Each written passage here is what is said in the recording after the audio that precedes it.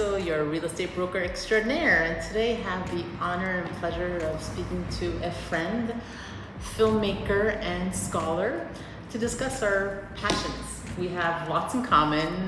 We're both Montreal born and raised, and love everything that's Italian, right, Anita? I would say we are Italophiles. Yes, exactly. Yes. So Anita has made many films, one of them being the most recent about Marco Cagliari. And he's a musician of Montreal origin and sings in Italian, French, and English.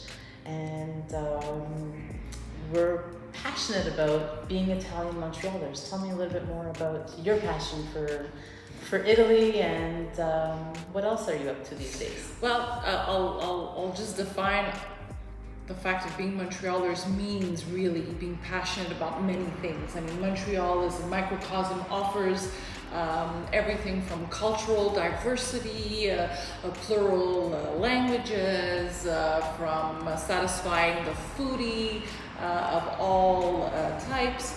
This is what it means to be a Montrealer. Then you add in the extra quality of also having or belonging to an Italian heritage, and then it makes it all the more incredible, right? So what it means to be a Montrealer, an Italian Montrealer within Montreal and in the context of Quebec is simply something unique. And it's a great phenomenon. Also, you live in NDG. Oh, yes. Right? Yes. It's one of my favorite neighborhoods. Actually grew up in NDG as well. So have you found a good Italian restaurant in NDG? You know that is the killer question. Italians don't go to Italian restaurants. Exactly. I know. So I wouldn't know. I wouldn't be able to answer that question regarding Italian restaurants in NDG, but I would be able to tell you how happy I am in that area because it does really satisfy all my needs. Culturally, demographically, proximity to schools, to restaurants, to cafes. So it gives me that lifestyle that I like, and also that intimacy as well in having a home in NDG. So it's the best of all worlds. So I know you're renovating your kitchen. Oh, yes. And as a foodie and as a cook, actually, Anita's also an author, and she has written a cookbook based on the region of Basilicata, which is in southern Italy. Yes. And she has some phenomenal recipes that I have tried, actually. So tell me, what are you doing in your kitchen differently this time as you're redesigning your kitchen? Well, you know, every Italian creates a makeshift kitchen. I mean, there's no way, even though there's a hole where my old kitchen was, that incidentally hosted over 3,000 suppers and dinners and breakfasts. It was always the central point, you know, for 12 years.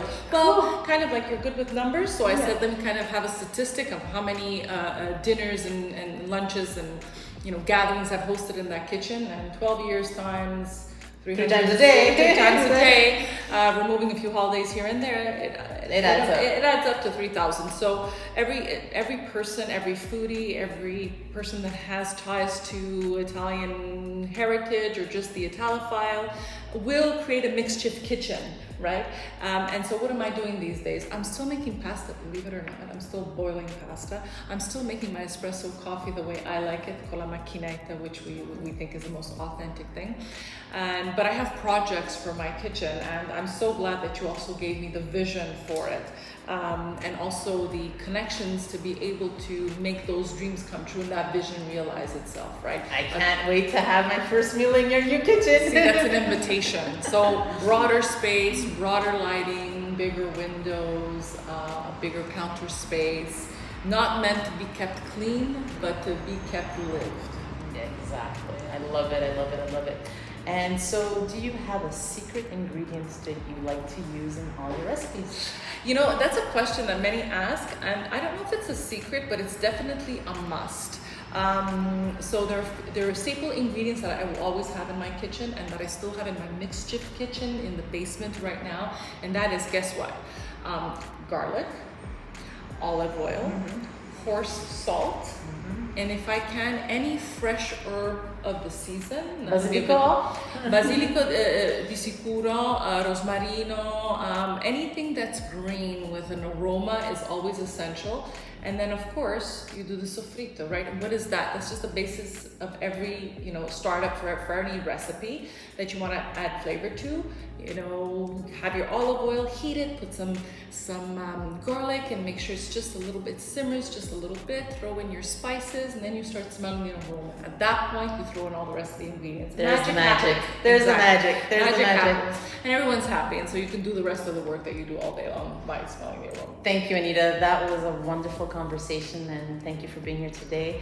So if you need to speak to your real estate broker extraordinaire, you know who to call. And if you're looking for a recipe, I invite you to look up Anita Aloisio's books and call us if you have any questions.